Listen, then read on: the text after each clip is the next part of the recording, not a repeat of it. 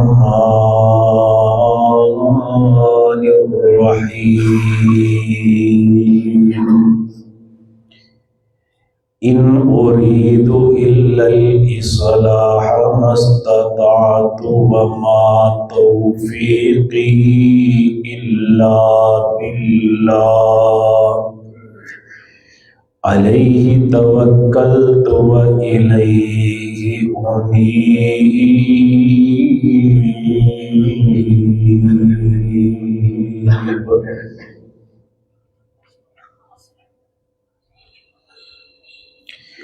معزز سامعین حضرات،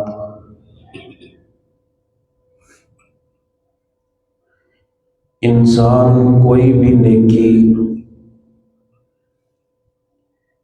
اللہ تعالی کی توفیق کے بغیر نہیں کر سکتا، اور کسی گناہ سے بھی انسان اللہ تعالی کی توفیق کے بغیر بچ نہیں سکتا۔ یا پھر اس طرح سمجھیے کہ اللہ کی توفیق کے بغیر بندہ اللہ کی جنت میں نہیں جا سکتا، اور اللہ کی توفیق کے بغیر بندہ اللہ کے عذابوں سے بھی نہیں بچ سکتا۔ اکثر آپ دیکھتے ہیں کسی کو نیکی کا حکم دیں، برائی سے روکے، وہ آگے سے یہی بات کہتا ہے جی بس دعا کریں اللہ توفیق عطا فرمائے۔ تو آج کے خطبہ جمعۃ المبارک میں یہ بات بیان کی جائے گی، توفیق کہتے کسے ہیں اور یہ ملتی کسے ہے، اور یہ ملتی کیسے ہے، اس پہ چند گزارشات عرض کروں گا۔ ویسے تو ہم اللہ تعالی سے دن میں 5 مرتبہ توفیق مانگتے ہیں۔ جب نماز میں سورۃ الفاتحہ پڑھتے ہیں، ایاک نعبد و ایاک نستعین، اللہ تیری ہی عبادت کرتے ہیں اور تجھ سے ہی مدد مانگتے ہیں۔ اہدنا الصراط المستقیم، ہمیں سیدھے رستے کی ہدایت عطا فرما دے۔ اور میرے نبی جناب سیدنا محمد رسول اللہ صلی اللہ علیہ وآلہ وسلم جب نماز کو پڑھ لیتے، نماز کو ادا کر لیتے، تو حضور صلی اللہ علیہ وآلہ وسلم ایک بڑی ہی پیاری دعا کیا کرتے تھے، اور یہ دعا آپ بھی کیا کریں، اپنے نماز کے بعد کے اذکار کا حصہ بنا لیں۔ جو نماز پڑھ لی ہے وہ تو اللہ قبول کر لیں گے، اور آئندہ کی جو نمازیں ہیں اللہ پڑھنے کی توفیق عطا کر دیں گے۔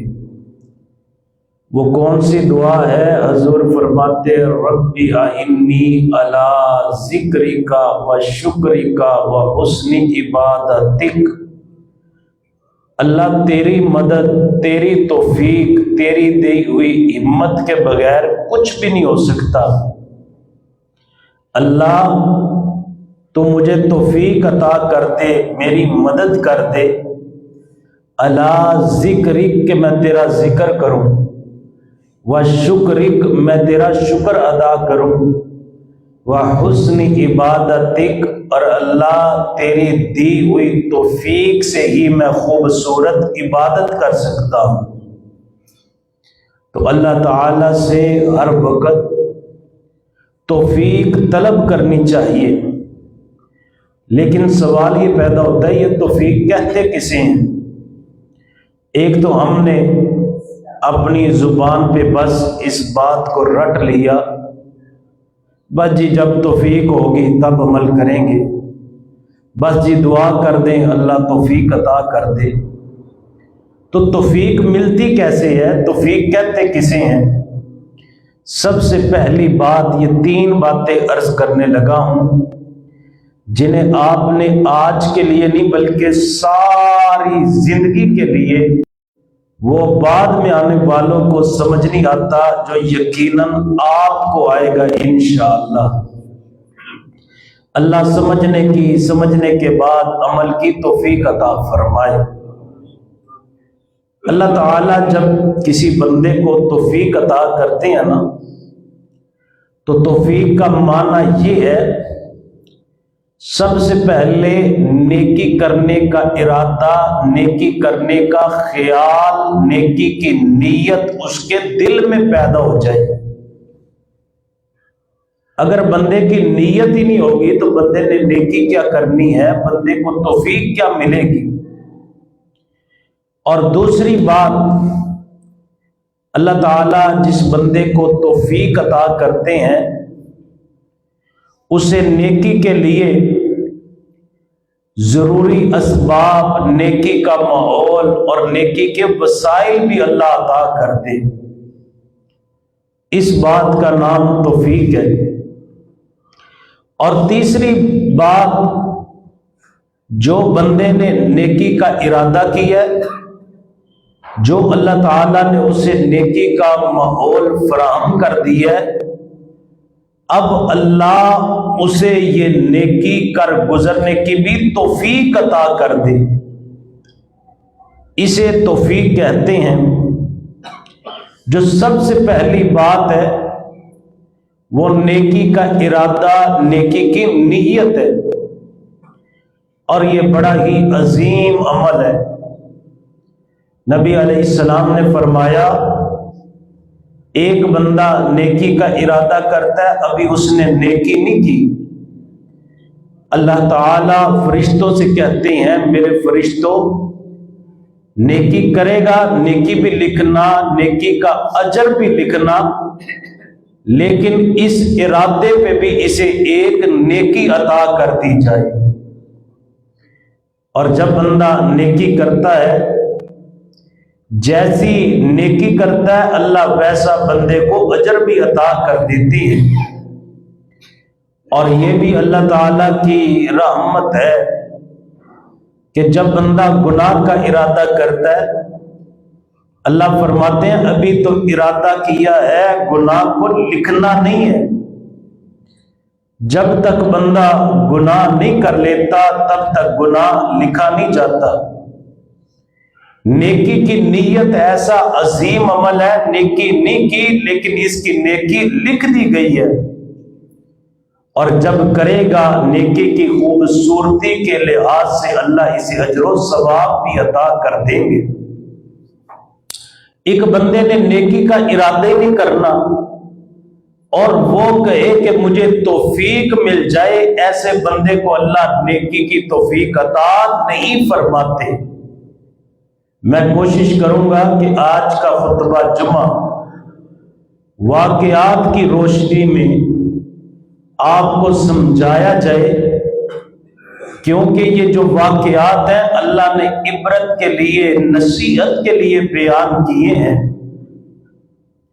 अल्लाह ताला ने मूसा अलैहिस्सलातु वस्सलाम को भेजा, इज़हब इला फिरऔन इन्नहु तग़ा फ़कुल हल लका इला अन तज़क्का व अहदियका इला रब्बिका फतख़शा फ़अराहुल आयतल कुबरा फ़कज़्ज़ब व असा सुम्मा अदबर व यसआ फ़हशर फ़नादा फ़क़ाल अना रब्बुकुमुल आला।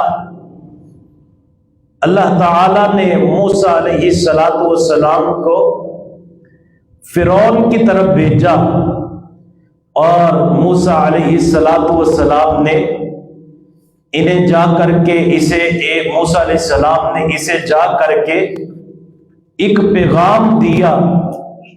और वो पैगाम क्या था?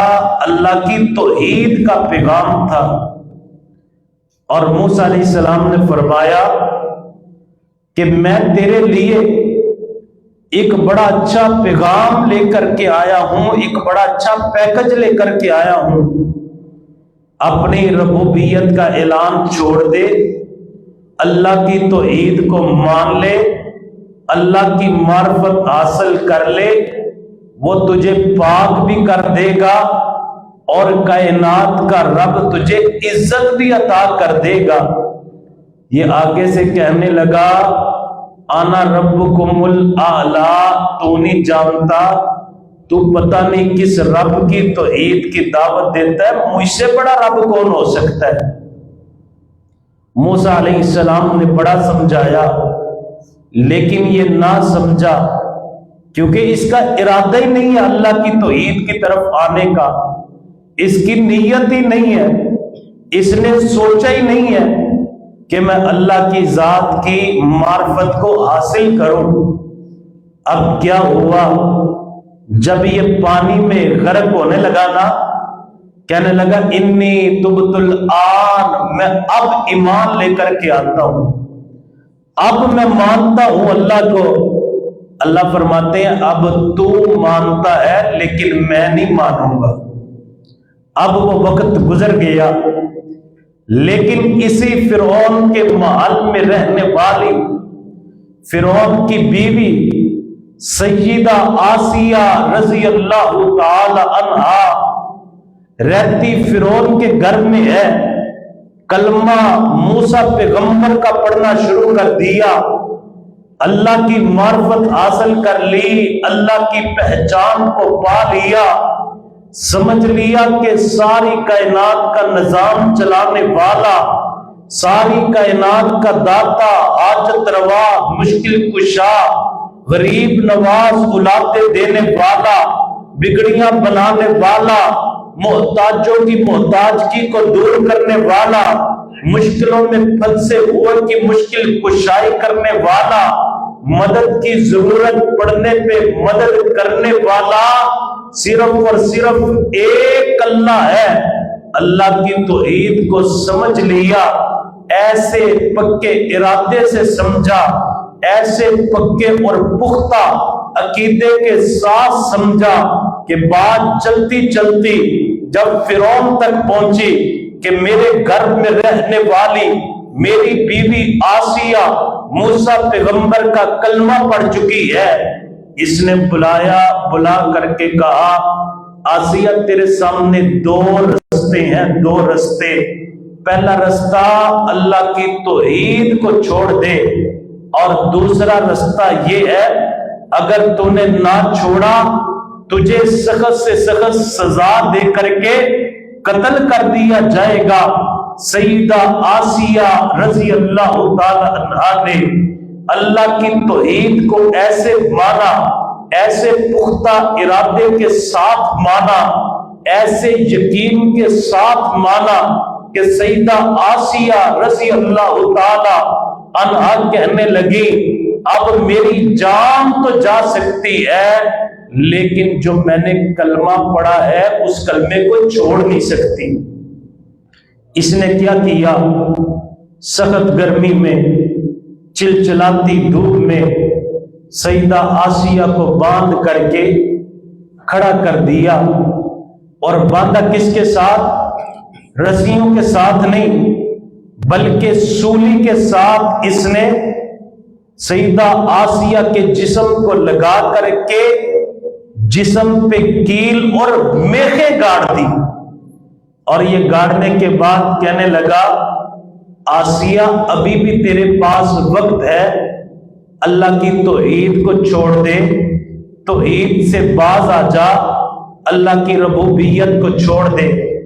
سیدہ آسیہ رضی اللہ تعالی عنہا نے آسمانوں کی طرف دیکھا، اور بھائیوں ہم کہتے ہیں کہ ہمیں نیکی کی توفیق ملے گی تب نیکی کریں گے، لیکن اس سے پہلے ہم ارادہ تو ایسا کریں کہ اگر نیکی کی توفیق مل گئی، اللہ نے نیکی کے لیے پسند کر لیا، اللہ نے عقیدہ توحید دے دیا، اللہ نے اپنے پیغمبر کی پہچان دے دی، اس کے بعد ہم نے نیکیاں ایسے کرنی ہے، ہم نے کلمہ ایسے پڑھنا ہے، ہم نے حضور کی سنتوں سے محبت ایسے کرنی ہے جیسے بی بی آسیہ نے پکا ارادہ کر لیا اب میری جان تو جا سکتی ہے لیکن میں موسیٰ پیغمبر کا کلمہ نہیں چھوڑ سکتی۔ اللہ کو اتنی ادا پسند آئی جو آسیہ نے اس وقت الفاظ کہے، اللہ نے وہ الفاظ قرآن میں میرے محمد کے سینے پہ نازل فرما دیے۔ مالک نے اعلان کیا، ضرب اللہ مثلا للذین آمنوا امرأۃ فرعون اذ قالت رب ابن لی عندک بیتا فی الجنہ ونجنی من فرعون ونجنی من عملی ونجنی من القوم الظالمین۔ فرمایا میرے قرآن میں موسیٰ علیہ السلام کی صحابیہ اور فرعون کی بیوی کا واقعہ پڑھو۔ امرأۃ فرعون، فرعون کی بیوی جس نے موسیٰ کا کلمہ پڑھا، جب جسم میں کیل گاڑ دیے گئے، جسم میں میخیں گاڑ دی گئی، اس نے آسمان کی طرف دیکھا، آنکھوں میں آنسو جاری ہو گئے، کہنے لگی اے اللہ میں تجھ سے یہ دعا کرتی ہوں، رب ابن لی عندک بیتا فی الجنہ، میرے لیے اپنے پاس اپنی جنت میں گھر بنا دے۔ یہ دعا اللہ کو اتنی پسند آئی، آنکھوں میں جب آسیہ کے آنسو نکلتے ہوئے فرعون نے دیکھے، کہا لگتا ہے یہ ڈر گئی ہے، اللہ کی توحید کو چھوڑنے لگی ہے، اللہ کی توحید سے باز آنے لگی ہے، موسیٰ پیغمبر کا کلمہ چھوڑ کر کے دوبارہ میری ربوبیت کو ماننے لگی ہے، تسلیم کرنے لگی ہے۔ کہا آسیہ تیری آنکھوں کے آنسو بتا رہے ہیں تم ڈر گئی ہے، موسیٰ پیغمبر کا کلمہ چھوڑنے لگی ہے۔ کہا فرعون کیسی باتیں کرتا ہے، میں نے اللہ کی توحید کو ایسے نہیں مانا، میں نے سوچ کے مانا، میں نے سمجھ کے مانا، پختہ ارادے کے ساتھ مانا، پکی نیت کے ساتھ مانا، میں نے اپنے اللہ سے دعا کی، رب ابن لی عندک بیتا فی الجنہ، اے اللہ مجھے جنت میں میرا محل دنیا پہ دکھا دے، اے اللہ اپنے پاس میرے لیے جنت میں محل بنا دے۔ اللہ نے وہ محل بنا بھی دیا، مرنے سے پہلے دنیا میں مجھے میرا جنت کا محل دکھا بھی دیا۔ فرمایا اللہ نے بنا بھی دیا اور اللہ نے دنیا میں دکھا بھی دیا، اور جب میں نے اس محل کو دیکھا، کچھ آنسو غم کی وجہ سے ہوتے ہیں اور کچھ آنسو خوشی کی وجہ سے ہوتے ہیں، یہ میرے آنسو غم کے آنسو نہیں ہے، یہ تو خوشی کے آنسو ہے۔ جس اللہ کی توحید کو مانا، اس اللہ نے جنت دے کر کے جنت میں اپنے پاس محل بنا کر کے محل کو بنا بھی دیا اور مجھے دنیا میں وہ محل دکھا بھی دیا، یہ تو میری خوشی کے آنسو ہیں۔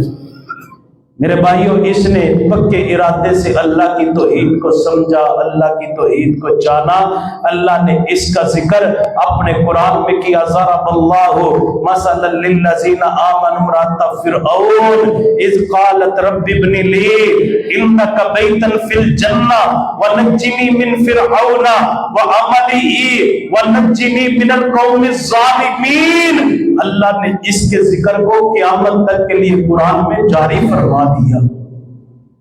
سب سے پہلے ارادہ، اب دو اور بیوی ہیں جن کا ذکر اللہ نے اسی آیت سے پہلے کیا۔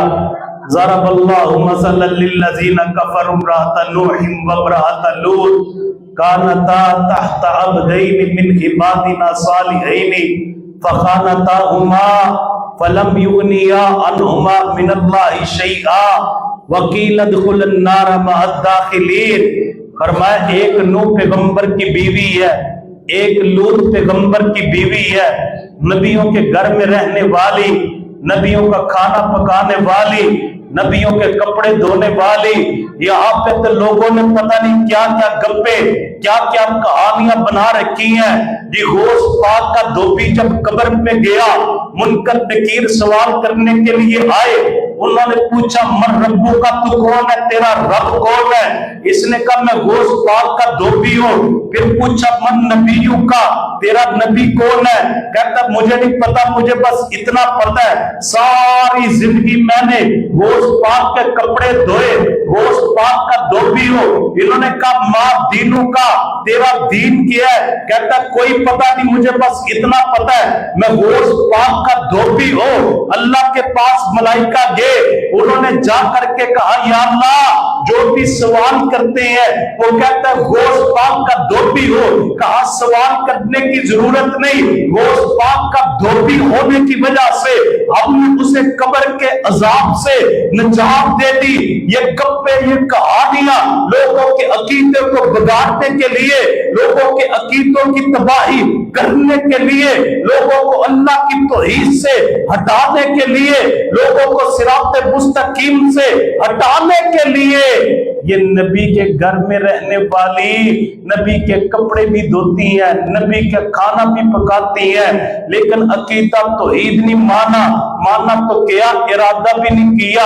اللہ تعالیٰ نے اعلان کیا ضرب اللہ مثلا للذین کفروا امرأۃ نوح، ایک میرے پیغمبر نوح کی بیوی ہے، وامرأۃ لوط، دوسری میرے پیغمبر لوط کی بیوی ہے، کانت تحت عبدین من عبادنا صالحین، دونوں میرے نیک بندوں کے گھر میں رہنے والی ہے، فخانتاہما، اللہ کی توحید میں شرک کر کے انہوں نے توحید میں خیانت کی۔ توحید سے بڑی امانت کوئی نہیں، شرک سے بڑی خیانت کوئی نہیں۔ فخانتاہما فلم یغنیا عنہما من اللہ شیئا، پیغمبروں کے گھروں میں رہنا ذرا بھی ان کے کام نہیں آیا۔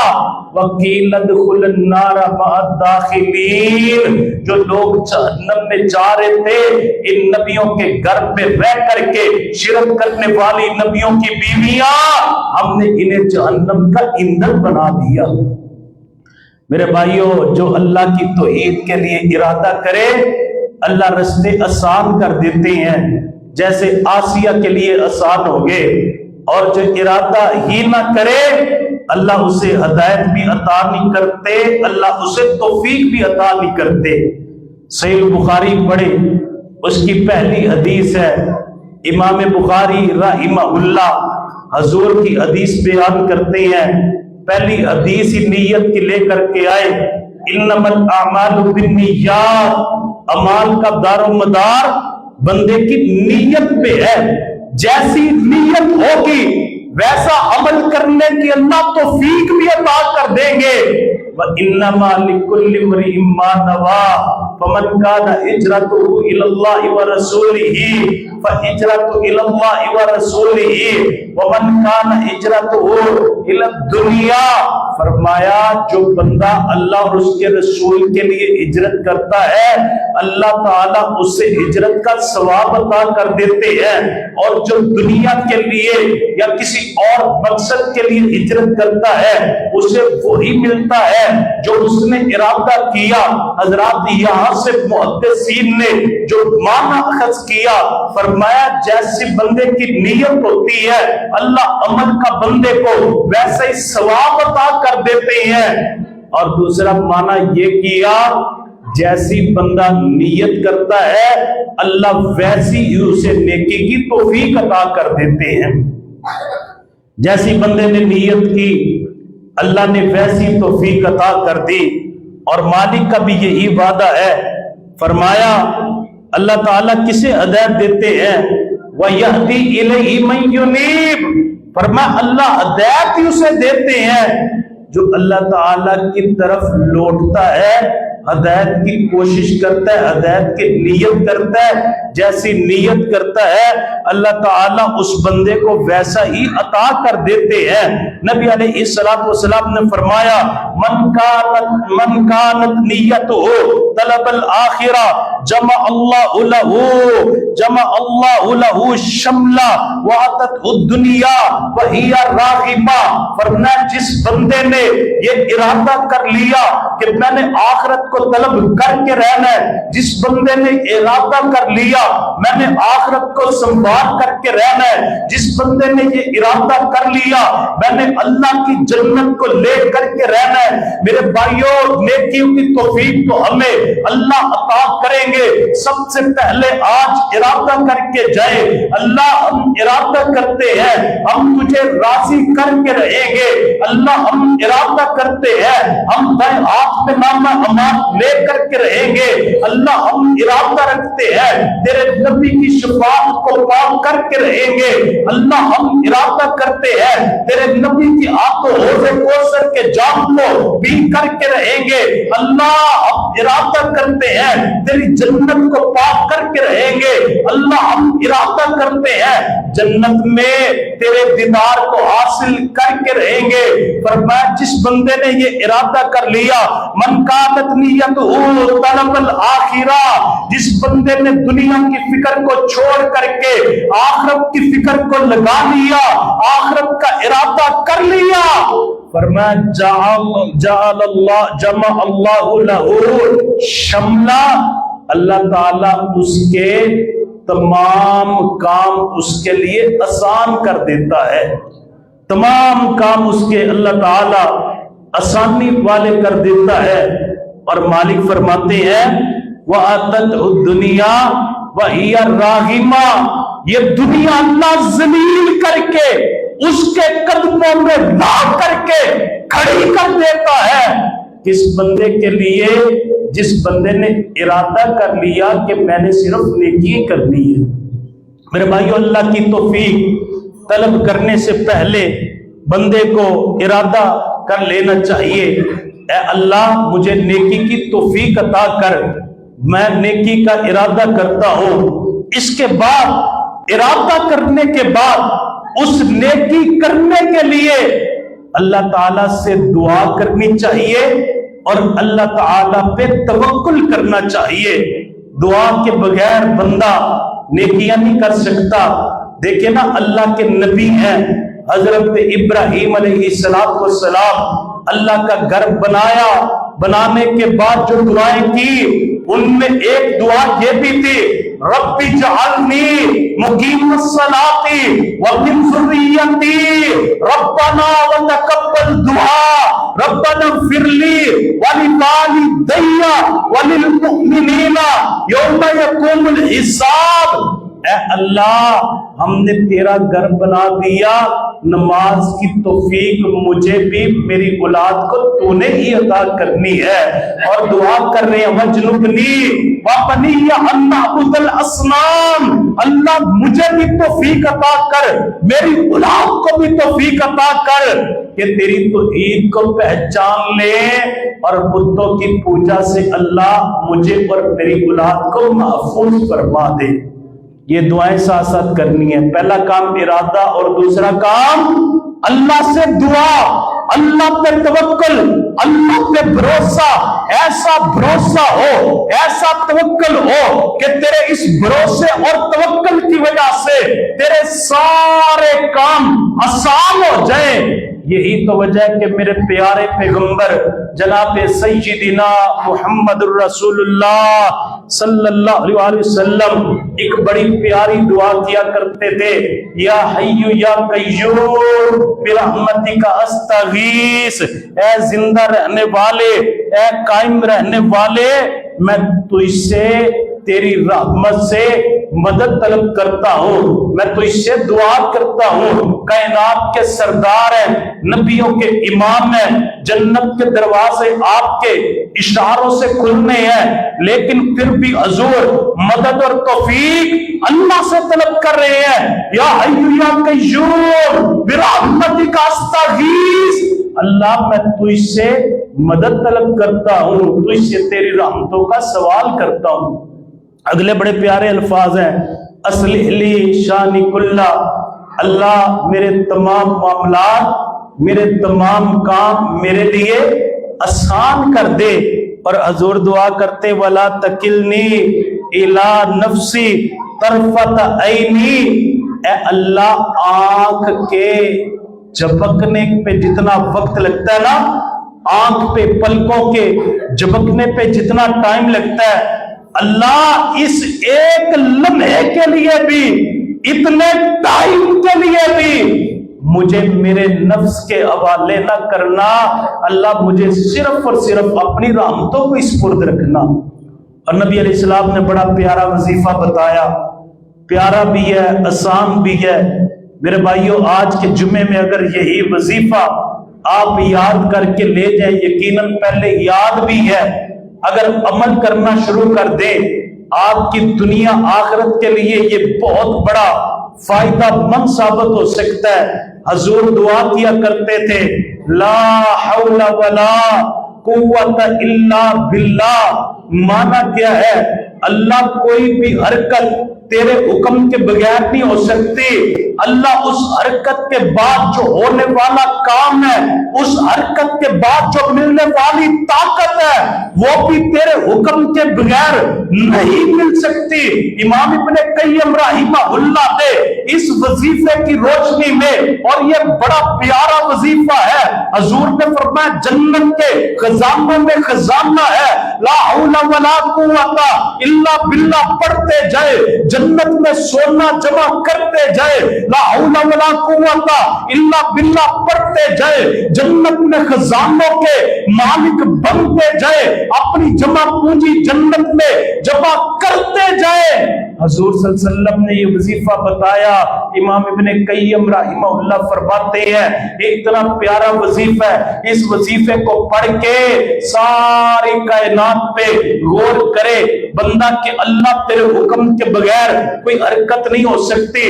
پانی چلتے ہیں تیری توفیق سے، ہوائیں چلتی ہیں تیری توفیق سے، بارشیں برستی ہیں تیری توفیق سے، درختوں کے پتے ہلتے ہیں، حرکت کرتے ہیں تیری توفیق سے۔ ساری دنیا میں دیکھنے کے بعد اپنے جسم پہ غور کر، اللہ میرے ہاتھوں میں پکڑنے کی طاقت ہے تیری توفیق سے، زبان کو بولنے کی طاقت ہے تیری توفیق سے، اللہ تو نے قوت سماعت عطا کی ہے، سننے کی طاقت ہے تیری توفیق سے، آنکھوں کی بصارت ہے، دیکھنے کی طاقت ہے مولا تیری توفیق سے، پاؤں میں چلنے کی طاقت ہے تیری توفیق سے، اللہ میں کھاتا ہوں تیری توفیق سے، پیتا ہوں تیری توفیق سے، کھایا پیا ہضم ہوتا ہے تیری توفیق سے، رات کو سوتا ہوں تیری توفیق سے، صبح کو اٹھتا ہوں تیری توفیق سے،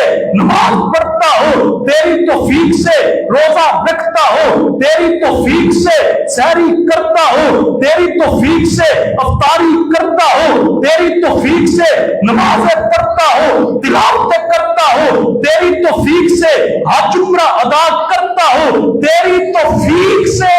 اللہ میرا یہ عقیدہ ہے، لا حول ولا قوت الا باللہ، کوئی حرکت تیری توفیق کے بغیر نہیں ہو سکتی، اور حرکت کے بعد ملنے والی جو برکت ہے اللہ وہ بھی تیرے حکم تیری توفیق کے بغیر نہیں مل سکتی۔ بندے کو دعائیں کرنی چاہیے، اللہ پہ توکل کرنا چاہیے، اور توکل بھروسہ پتہ کیسا ہونا چاہیے؟ جیسے ایک دن کا بچہ ہے، ماں باپ کے ہاتھوں پہ ہے، اسے کوئی فکر نہیں ہے میں کھاؤں گا کہاں سے، پیوں گا کیسے، میں کیسے کھاؤں گا کیسے پیوں گا، اللہ نے اس کا انتظام کر دیا۔ اور بندے جب تو ایک دو دن کا تھا مالک نے تجھے تب نہیں چھوڑا، اب تو 50 60 70 سال کا ہو گیا، اب تیرا مالک تجھے چھوڑ دے گا؟ پہلے چھوٹا تھا، تیرا رب پہ توکل تھا، روتا باپ میں تھا، تیرے رزق کا انتظام اللہ پہلے کر دیتا تھا، اب تو جوان ہو گیا اور مالک پہ توکل، مالک پہ بھروسہ نہیں کرتا۔ اللہ تعالیٰ پہ توکل نہ کرنے کی وجہ سے اللہ تجھے نیکی کی توفیق بھی عطا نہیں کرتا۔ یہ کتنے میرے بھائی ہیں انہیں کہ اللہ کے بندوں نمازیں پڑھا کرو، آگے سے طرح طرح کے بہانے، تو یہ کہتا ہے جی میرے پاس ٹائم ہی نہیں ہے۔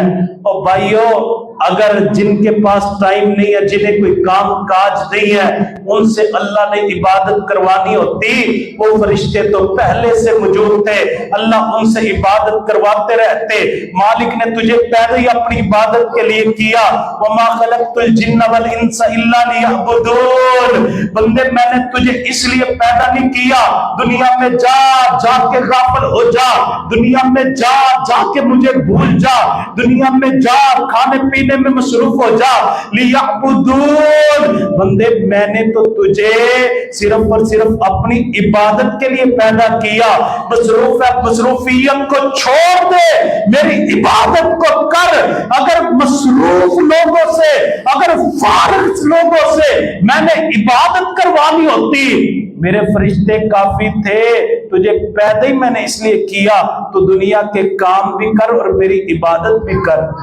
کتنے لوگ ایسے ہیں جنہیں کہتے ہیں نماز پڑھو، اور اس نے ابھی 10 منٹ پہلے نیا کاٹن کا یا گرم کوئی بھی اچھا لباس پہنا ہونا، لیکن اس کے باوجود کہتا ہے افسر آپ پڑھیں میرے کپڑے پاک نہیں ہیں، آپ پڑھیں میرا لباس درست نہیں ہے۔ اور میرے بھائیوں آپ نے ابھی کپڑے پہنے ہیں اور ابھی آپ نے نیا لباس پہنا ہے، اور لباس بھی مالک نے عطا کیا ہے، اس مالک کی اتنی نہ شکری کہ میرے کپڑے پاک نہیں ہیں، اور تو انسان ہو کر کے غلاظت کی زندگی بسر کرنا چاہتا ہے۔ جب پوچھے میرے کپڑے پاک نہیں ہیں، جب پوچھے میں طہارت میں نہیں ہوں، آپ جائیں جا کر کے نماز پڑھ لیں۔ اور میرے بھائیوں اگر اسی غلاظت کی زندگی میں کہتا ہوں صرف کپڑے ناپاک نہیں ہے، تیرا دل بھی ناپاک ہو چکا ہے، صرف کپڑے ناپاک نہیں ہے،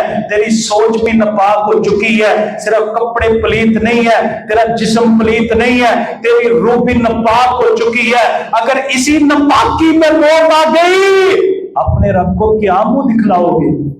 رب کے سامنے کون سا چہرہ لے کر کے جاؤ گے کہ ہر وقت غلاظت میں رہنے والے؟ کتنے بھائیوں نے کہتے ہیں جی نماز پڑھے، بس جی مولوی صاحب دعا کر دے اللہ توفیق عطا کرے۔ اب توفیق کیسے ملے؟ نہ تو اس نے نیت کی اور نہ اس نے دعا کی۔ ایک بندہ بینک کی جاب کرتا ہے، اسے پتا ہے کہ صبح 8 بجے اٹھ کر کے میں نے بینک میں جانا ہے، یہ کہتا ہے کہ میں جاؤں گا اور اسے توفیق ملتی ہے، یہ وقت پہ جاتا ہے۔ ایک بندہ ٹیچر ہے، اسمبلی کے وقت سکول میں پہنچتا ہے، اسے توفیق ملتی ہے۔ ایک بندہ دکاندار ہے، دکان وقت پہ کھولتا ہے، وقت پہ بند کرتا ہے، اسے توفیق ملتی ہے۔ ایک بندے نے ڈگری حاصل کرنی ہے، تعلیم کو لینے کے لیے وقت پہ یونیورسٹی جاتا ہے، وقت پہ واپس آتا ہے، اسے توفیق ملتی ہے۔ ایک بندہ مزدور ہے، صبح سے لے کر کے شام تک اینٹیں کمر پہ اٹھا کے 3 منزلیں چڑھ رہا ہے، اسے توفیق ملتی ہے۔ لیکن جب اللہ کی عبادت کی باری آتی ہے کہتا ہے جی دعا کرے اللہ توفیق عطا کر دے۔ اور میرے بھائیوں ایسے توفیق نہیں ملتی، پہلے نیت کرنی ہے اور پھر کیا کرنا ہے؟ اللہ سے دعا کرنی ہے، اور دعا کے بعد تیسرا اور اہم کام اس توفیق کے لیے اللہ تعالیٰ کے بعد توفیق ملنے کے بعد اس کے لیے کوشش بھی کرنی ہے۔ ایک بندے نے رات کو ارادہ کیا کہ میں نے صبح اٹھ کے فجر کی نماز پڑھنی ہے، اور پھر اس نے اللہ سے دعا بھی کی، اور تیسرا کام کیا ہے؟ یہ کوشش بھی کرے، صرف ارادہ اور دعا نہیں بلکہ کوشش بھی کرے۔ جب یہ کوشش کرے گا اللہ اسے توفیق عطا کر دیں گے۔ اور میرے بھائیوں جنہوں نے کوششیں کی، جنہیں اللہ نے توفیق عطا کر دی، اللہ کی توحید پہ پکے ہو گئے، پھر انہوں نے دعائیں بھی کی، دعائیں کرنے کے بعد نیکی کی توفیق مل گئی۔ ایسی ایسی کوششیں کی، آپ قرآنی واقعات پڑھے، حدیثی واقعات پڑھے، آپ کو پتہ چلے کیسے عظیم لوگ گزرے۔ شروع میں نے بی بی آسیہ کا ذکر کیا، اسی بی بی آسیہ کے گھر پہ رہنے والی ایک ماشطہ ہے، یہ فرعون کی بیٹی کی لونڈی ہے۔ لوگوں نے سمجھا کہ اس کا نام ماشطہ تھا، اس کا نام ماشطہ نہیں تھا بلکہ اس کا کام ماشطہ تھا۔ ماشطہ کہتے ہیں کنگھی کرنے والی کو۔ یہ فرعون کی بیٹی کو کنگھی کیا کرتی تھی، اس کے بال سوارا کرتی تھی، اس کے کپڑے تیار کیا کرتی تھی، اس کے گھر کی لونڈی اور نکرانی تھی۔ اللہ کی توحید کو پہچان لیا ماشطہ نے۔ ایک دن ہاتھ سے کنگا نیچے گرا، اس کے منہ سے بے ساختہ نکلا بسم اللہ۔ جب بسم اللہ سنا، یہ لونڈی کے منہ سے جب اللہ کا نام سنا، فرعون کی بیٹی نے کہا کس اللہ کا ذکر کر رہی ہے؟ کہا وہ اللہ جو میرا بھی رب ہے، جو تیرا بھی رب ہے۔ کہنے لگی میرا رب تو میرا باپ ہے، تیرا رب بھی میرا باپ ہے۔ کہا تیرا باپ رب نہیں ہے، رب تو وہ ہے جو تیرے باپ کا بھی رب ہے۔ یہ بوڑھی اس نے جا کر کے فوراً ایسا جام ہے، جب بلال نے یہ جام کو پی لیا، اس نے انگاروں پہ لیٹنا گوارا کر لیا۔ خبیب نے جب اس جام کو پی لیا، سولی پہ لٹکنا گوارا کر لیا۔ صحابہ نے جب کلمہ پڑھ لیا، گھروں کو چھوڑنا گوارا کر لیا، رشتہ داریوں کو توڑنا گوارا کر لیا، سب کچھ چھوڑ دیا، لیکن بھائیوں اللہ کی توحید کو نہیں چھوڑا۔ اس نے کہا اس طرح کریں، ایک بہت بڑا کڑا لے کر کے آئے اور اس میں تیل ڈالے، اور اتنا بڑا ہو کہ اگر بہت بڑا بیل بھی اس میں ڈال کر کے روسٹ کرنا چاہوں تو ہو جائے۔ اتنا بڑا کڑا تیار کیا گیا، اس میں تیل کو ڈال کر کے اسے ابالا گیا۔ اسے جب وہ کھولنے لگ پڑا، اس نے کہا اس طرح کرے، اس بی بی کو کہا اللہ کی توحید کو چھوڑ دے ورنہ اس میں پھینک دوں گا۔ ایک حدیث میں آتا ہے کہ اس کے 5 بچے تھے، ان 5 بچوں کو ایک ایک کر کے اس نے جلتے ہوئے جب تیل میں ڈالا، ڈالنے کے بعد کہا بی بی دیکھ جو ان 5 کا حال کیا ہے وہی حال تیرا ہوگا، اللہ کی توحید کو چھوڑ دے۔ کہا جس توحید پہ میرے بچے قربان ہو گئے اسی پہ میں بھی قربان ہونے کے لیے تیار ہوں، بس تو نے ایک کام کرنا ہے، جب میں دنیا سے چلی جاؤں روح نکل جائے، ان تجعل عظامی و عظام ولدی فی صوب واحد، میری ہڈیاں اور میرے بچوں کی ہڈیاں ایک کپڑے میں جمع کر کے دفن کر دینا۔ اس نے پکڑا ماشطہ کو بھی اسی تیل میں ڈال دیا۔ میرے نبی معراج والی رات ایک محل کی خوشبو پاتے ہیں، کہا اتنی پیاری خوشبو یہ کس کا محل ہے؟ بتایا گیا یہ اسی بی بی کا محل ہے جس نے اپنے بیٹے بھی اور اپنی جان بھی اللہ کی توحید پہ قربان کر دی تھی۔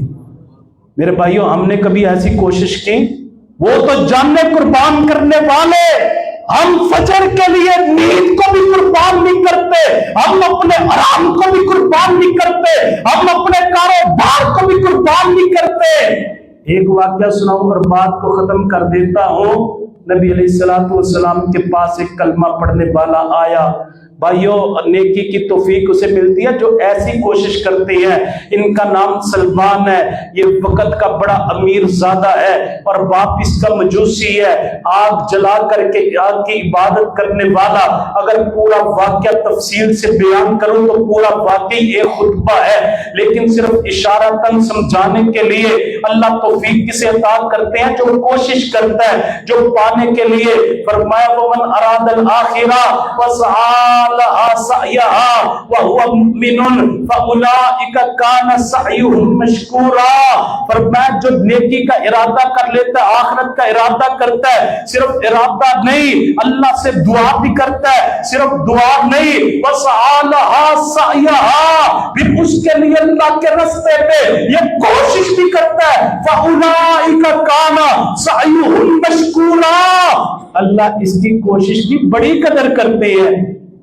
جیسے قدر کی اس کوشش کی یہ سلمان فارسی ہے، बाप मजूसी है, आग जलाता है, कहते कभी आग बुझने नहीं दी। और जब कभी जाता अपने बेटे की ड्यूटी लगा के जाता, बेटा ये आग जलाना हमारी इबादत है, इस आग को आपने कभी बुझने नहीं देना। हजरत सलमान ने एक दिन सोचा हमारे मजहब से अच्छा मजहब तो ईसाईयत है, उन्होंने ईसाईयत को कबूल कर लिया। जब ईसाईयत को कबूल किया, एक पादरी के पास जिंदगी गुजारी, दूसरे के पास जिंदगी गुजारी, तीसरे के पास जिंदगी गुजारी।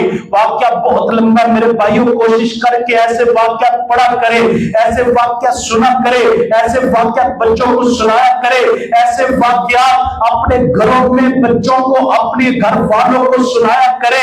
इसने क्या कहा, कहने लगा कि मैं तीसरे पादरी के पास गया, इसकी मौत का वक्त करीब आ गया, मैंने इस पादरी से कहा तेरे बाद मैं कहां पे जाऊं, अब तेरी मौत का वक्त करीब आ गया। इसने कहा किसी पादरी के पास जाने की जरूरत नहीं, वो अरब के इलाके में चले जाना, खजूरों का इलाका होगा, वहां पे एक नबी आने वाले हैं, उस नबी का कलमा पढ़ लेना। हजरत सलमान ने कहा मुझे कैसे पता चलेगा ये अल्लाह के नबी है, आप इस तरह करें मुझे कुछ निशानियां बतला दे। उन्होंने पहली निशानी बतलाई, वो नबी सदका नहीं खाएंगे, हदिया को कबूल कर लेंगे, दूसरी निशानी, और तीसरी निशानी ये होगी उनके दोनों कंधों के दरमियान मोहरे नबूवत होगी। अब सलमान जब इस रास्ते पे जाने लगे, एक काफिला अरब से आया हुआ इसके साथ चल दिए। इन काफिले वालों ने क्या किया, सलमान फारसी को फरोख्त कर दिया, आजाद थे आजादी को गुलामी में बदल दिया। अब क्या हुआ, अल्लाह का करना, हर काम में कुछ ना कुछ बेहतरी भी होती है। ये गुलामी की जिंदगी तो इख्तियार कर ली, लेकिन खरीदने वाले यसरब के थे, इन्होंने साथ लिया मदीने में आ गए, और ये यहूदियों के बाग में खजूरें तोड़ने के काम पे लग पड़े। जब नबी अलैहिस्सलाम मदीने में गए, हर तरफ शोर मच गया कि एक अल्लाह के रसूल आए हैं। सलमान ने तो पहले सुन रखा था मदीने में नबी आने वाले हैं, वो खजूरों पे चढ़े हुए जल्दी से नीचे आए, अपने मालिक से आकर के कहने लगे मेरे मालिक क्या कह रहे हैं, अल्लाह के नबी आए हैं, अल्लाह के रसूल आए हैं, बतला कहां पे आए हैं। मालिक ने थप्पड़ मारा, कहा तेरा क्या काम है, तू नौकरी कर, खजूरें तोड़, जिस काम पे लगाया वो काम कर, दोबारा मुझसे सवाल न करना। सलमान ने दिल में कहा मालिक तू क्या जाने, मैं खजूरें तोड़ने के लिए नहीं आया, मैं तो आया ही मोहम्मद का गुलाम बनने के लिए हूं सल्लल्लाहु अलैहि वसल्लम। कहा तुझे क्या पता, मैं खजूरें तोड़ने नहीं आया। अब हजरत सलमान फारसी ने जो मजदूरी में थोड़ी बहुत खजूरें मिलती थी वो ले करके हजूर के पास आए, हजूर ये सदका है। नबी अलैहिस्सलाम ने सहाबा में तकसीम कर दिया, फरमाया मुझ मोहम्मद सल्लल्लाहु अलैहि वसल्लम पे, मेरी आल पे अल्लाह ने सदके को हराम कर दिया। सलमान बड़े खुश हुए, एक निशानी पूरी हो गई। मेरे भाइयों ऐसे कोशिश करके दीन मिलता है। हम कहते हैं जी बस आप दुआ कर दे, हम सारी रात भी दुआ करें, आपकी नीयत नहीं है, आपने अपने लिए दुआ नहीं की, आपने अपने लिए कोशिश नहीं की, मेरे भाइयों कभी नेकी की तौफीक नहीं मिलेगी। अगला दिन हुआ, फिर छुप करके अपने मालिक से खजूरें ली, हजूर कल सदका था आज हदिया है। नबी अलैहिस्सलाम ने इसके हदिये को कबूल कर लिया। सलमान ने कहा अल्लाह तेरा शुक्र है, दूसरी निशानी भी पूरी हो गई। तीसरे दिन आए, सलमान कभी आगे से देखते हैं, कभी पीछे से देखते हैं, कभी दाएं कभी बाएं, हजूर सल्लल्लाहु अलैहि वसल्लम के इर्द गिर्द बेकरारी से देखते हैं। नबी अलैहिस्सलाम समझ गए ये परवाना मेरी कमर पे जो मोरे नबुव्वत है उसे देखना चाहता है। हजूर ने कमली हटाई, हटा करके कहा सलमान मेरी मोरे नबुव्वत का दीदार कर ले। सलमान ने मोरे नबुव्वत को देखा, बोसा ले करके कहा अल्लाह तेरा शुक्र है, 2000 किलोमीटर का सफर तय करके ईरान के इलाके उस पहाड़ से चल करके रास्ते की मुसीबतें, रास्ते में गुलामी की मुसीबतें और सहूलतें बर्दाश्त करके, लोगों की गुलामियां बर्दाश्त करके, देश को प्रदेश में तब्दील करके جو میں نے کوشش کی تھی اللہ تیرا شکر ہے اس کوشش کو تو نے پورا کر دیا. بوسہ لیتے ہیں ساتھ ہی کہتے ہیں اشہد اللہ الہ الا اللہ وحدہ لا شریک لہ واشہد ان محمدا عبدہ ورسولہ. کلمہ پڑھ کے جناب محمد کے غلام بن جاتے ہیں. حضور نے اس کوشش کی کیا تعریف کی. اسی پہ بات کو ختم کرتے ہیں. فرمایا میرا سلمان کہاں سے چلا؟ 2000 کلومیٹر لمبا سفر. ہم تو دین کے لیے 2 کلومیٹر کا بھی سفر نہیں کرتے. ہم تو گھر سے مسجد میں آنا مشکل سمجھتے ہیں. ہم تو مدرسے میں جانا دین کو سیکھنے کے لیے اسے ایپ اور اپنے پہ بوجھ سمجھتے ہیں. حضور نے کیا تعریف کی؟ کہا یہ 2000 کلومیٹر کا سفر کیا.